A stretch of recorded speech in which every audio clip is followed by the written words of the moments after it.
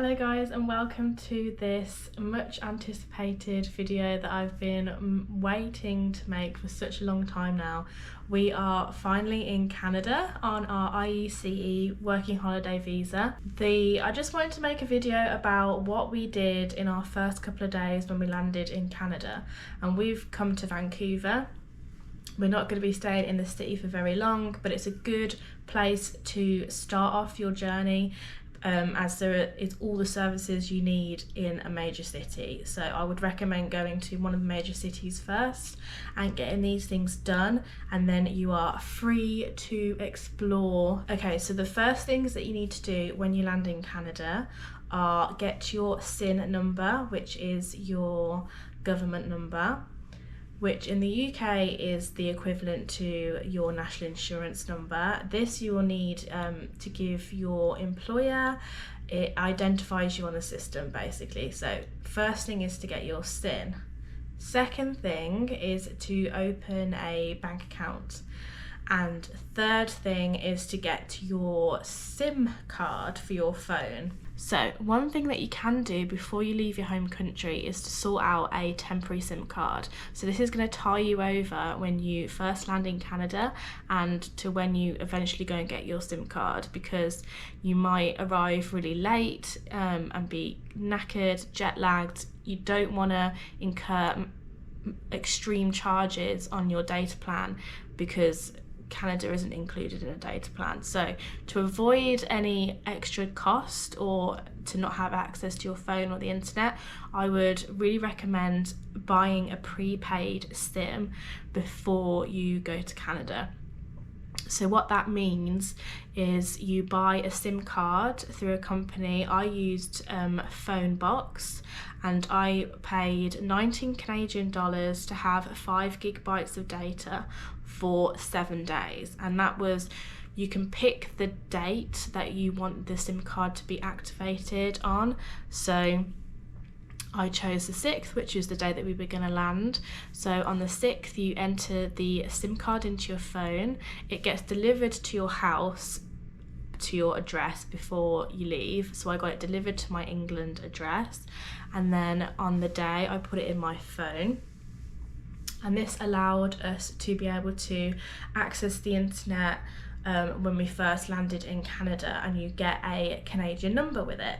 So after the 7 days, or however long you prepay the SIM for, it will say the contract will now be terminated unless you want to just top the SIM up, okay? And if you don't want to use it anymore and you've got your SIM card, then just keep it somewhere safe, and you can always top it up at a later date if you need an extra SIM card. So I would highly recommend doing that so that you're not left in the lurch when you arrive in Canada.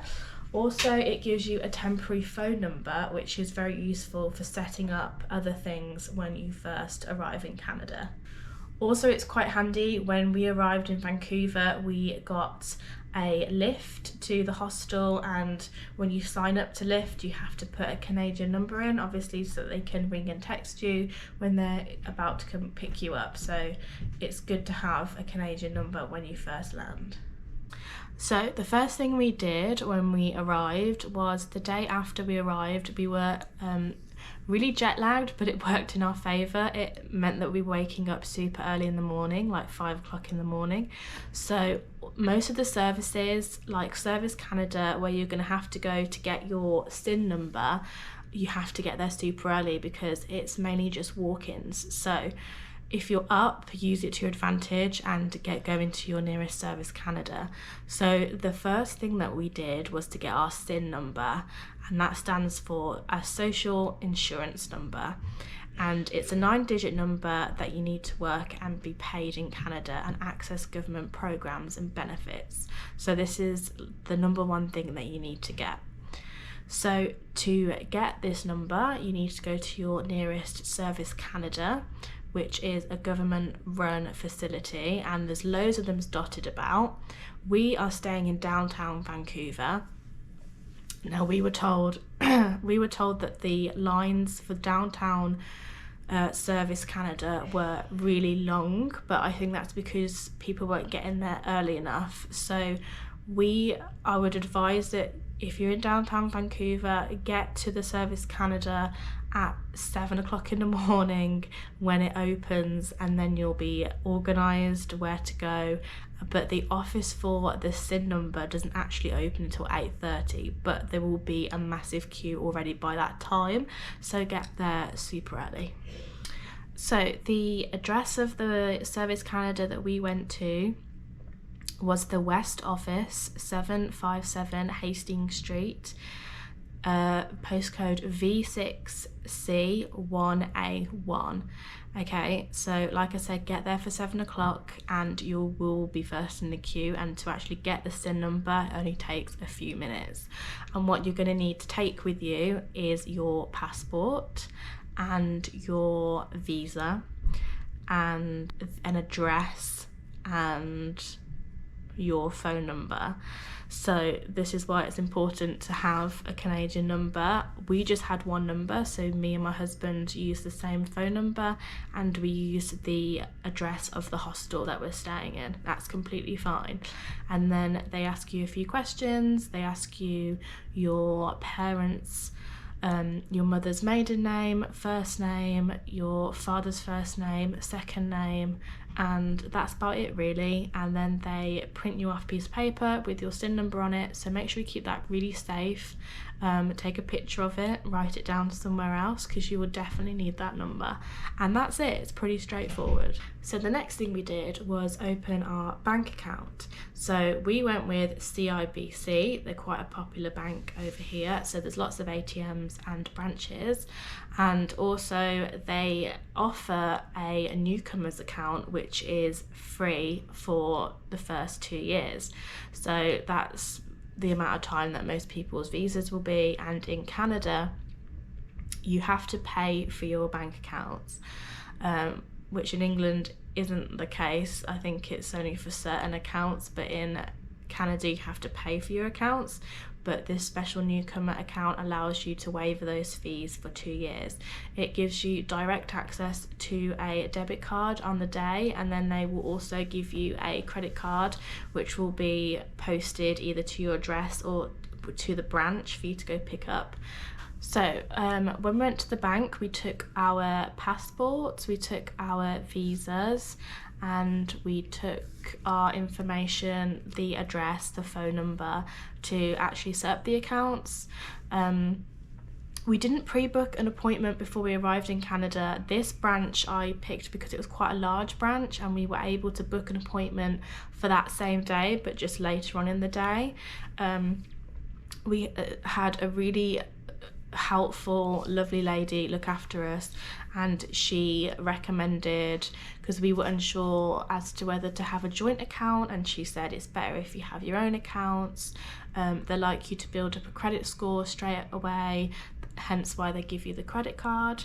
So, and in Canada a lot of things are preferred to be paid on the credit card, a bit like America, which is different to the UK. In the UK you have to earn the right to have a credit card, whereas here they just give you the credit card.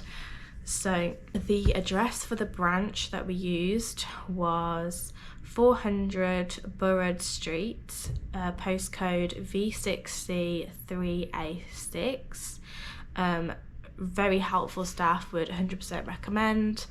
So the third thing that we did was I think this was on the second day after the bank, we went and got our SIM cards for our phones. So if you're from outside of Canada, it might be a shock when you get here as to how expensive the phone contracts are here. They are crazy expensive, and I think it's because there's not a lot of competition, so they can be very high with their prices, and you don't get a lot for your money, but you just have to do it because there's no cheap option. So we went with a company called Kudu, and I think they are also in collaboration with Teltus. They have very good network coverage. You just got to pick the plan which works for you. A lot of the times they have free kind of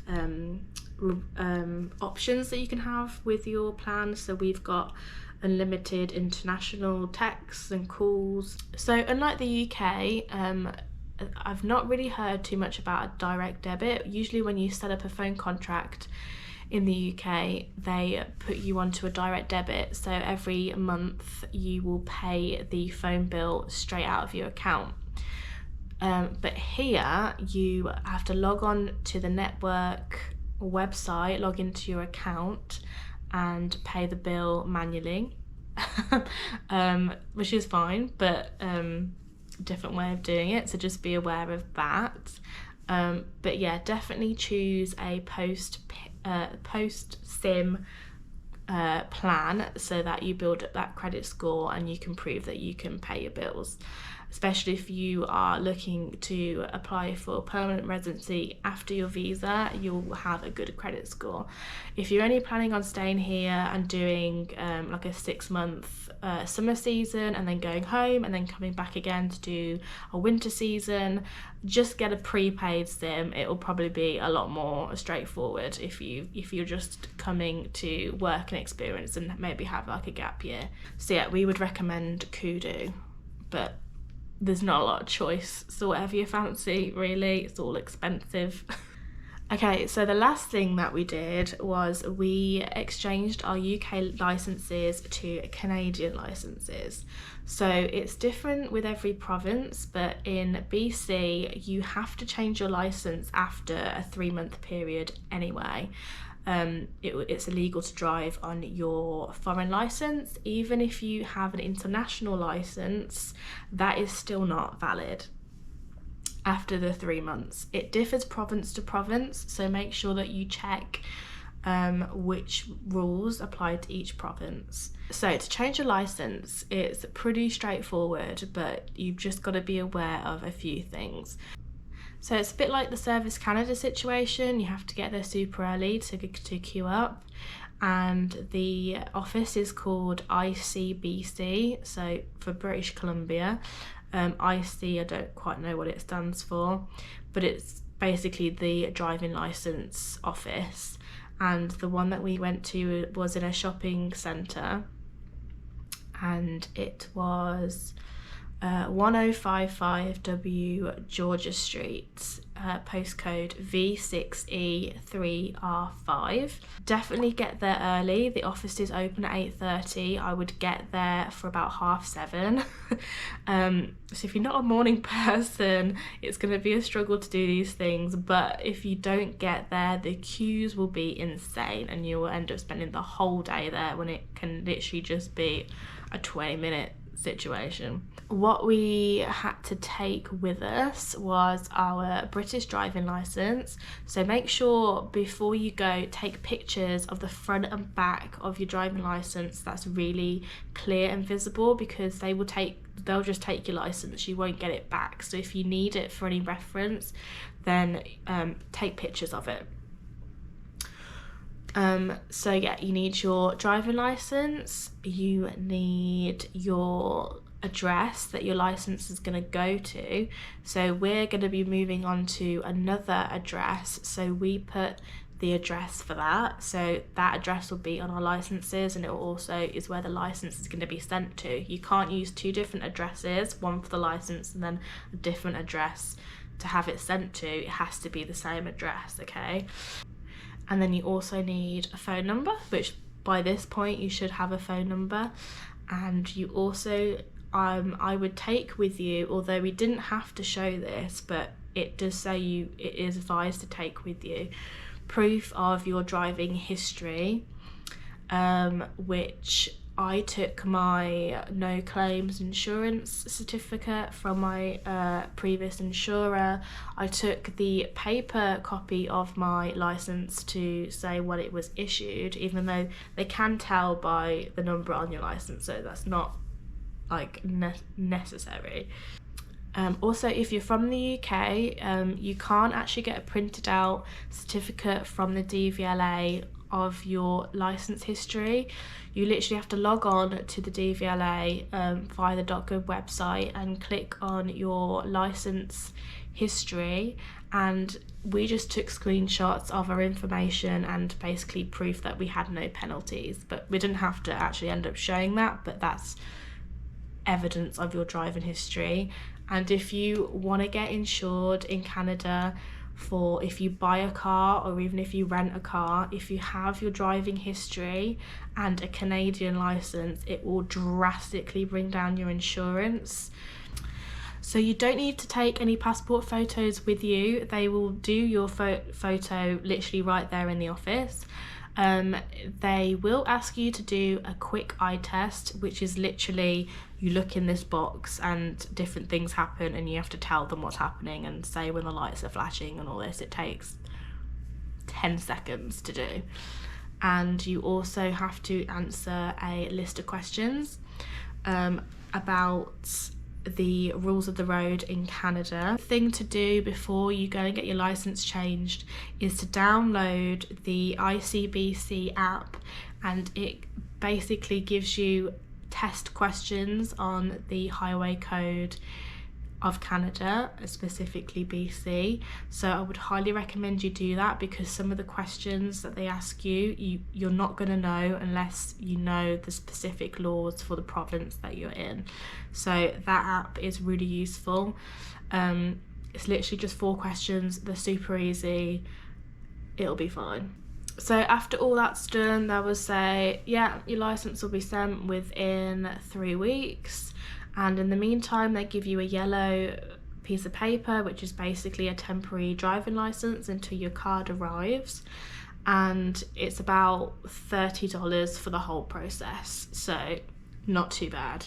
If you are getting a car and when you want to do a road trip, keep in mind that your license will take 3 weeks to arrive. So you want to make sure that you're in a position to receive the license. So don't go off on your road trip and then have your license delivered to somewhere you can't get to, because the paper one will run out after 3 weeks.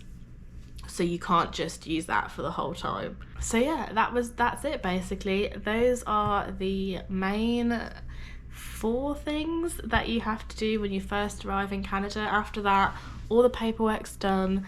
It's all sorted. You can go off and enjoy your life. I would definitely recommend getting your SIN number first from Service Canada. That allows you to do everything else. And then I would say bank account, then phone number. It doesn't matter if your address and your temporary number that you use to open your bank account or to get your SIN number isn't the one that you're going to use for your whole trip, because you can just change it. And also when you open your bank, you can opt to have everything online. So when we went to open it, we said, this is the hostel address, and she was like, don't even worry about it, everything's going to be sent to you online, so that nothing gets sent to the address. So we're going to be making more videos like this about our experience in Canada, our visa that we're on, our arrival experience. So please like and subscribe if you haven't already. It helps us to keep this channel going and help to inform people. And please hit the notification button so that every time we make a new video you will be notified. So thank you very much for watching, and we'll see you in another video. It's really hard to talk when you can't breathe through your nose. Please excuse the voice and the face. I am sick.